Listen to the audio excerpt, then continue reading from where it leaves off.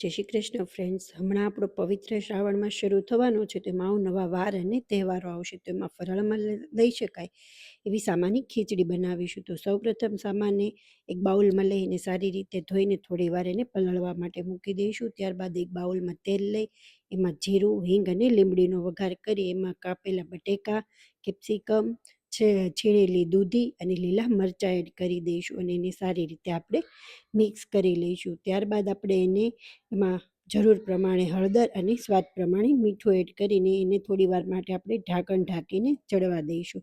સારી રીતે ચડી જાય ત્યારબાદ આપણે એમાં કાપેલું ટમેટું એડ કરવાનું છે. યાદ રાખજો, ટમેટું લાસ્ટમાં એડ કરવાનું છે.